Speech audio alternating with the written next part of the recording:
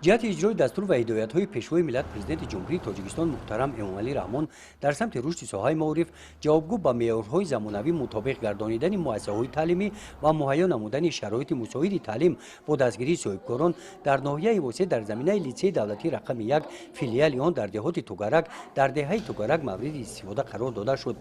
بنای مکتب مذکور از دو آشیانه عبارت بوده دارای 14 صنفخانه و میدان کشاد برای در آینده ساختمان بناهای نوی تعلیمی و خوابگاه برای خوانندگان راهداری تامین می باشد.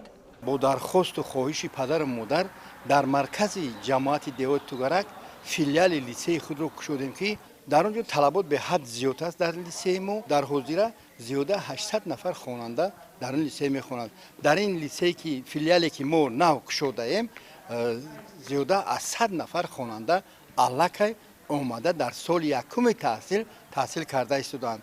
ما در این فیلیال میتونیم در یک بست 300 نفر خواننده را قبول کنیم. این کودکان طالب علمان اولین این مکتب بوده. ساکنان دهه‌های گرد و اطراف این دهات آرزوی تحصیل کردن را در لیسه میکردند. اکنون به آن روز رسیدند. با سرپرستی ماموریت لیسه دولتی رقم 1 مشغولیت‌های درسی طبق نقشه تعلیمی از روز 1 سپتامبر در مکتب آغاز گردیده. مشغولیت‌ها از روی برنامه دولتی پیشنهاد نموده وزارت معارف و علم جمهوری تاجیکستان برآمده شدند.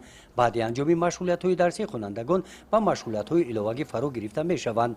مکتب دارای کتابخانه بوده. در افق‌های آن برای آمادگی خوانندگان با آزمون‌های سطح جمهوریوی فروغ صبح دانایی کتاب است، علم فروغ معرفت تاجیکان آینه تاریخ ملت کتاب‌ها گرد آورده شدند. شرایط مکتب ما به نهایت در مد اول است. مینداری خود را به اساسگذار صلح و وحدت ملی پیشوای معظم ملت پرزیدنت جمهوری تاجیکستان محترم امامعلی رحمان میرسانیم که معارف را در صد اول گذاشته با آموزگاران به ساحه معارف دقتی مخصوص می‌دهند.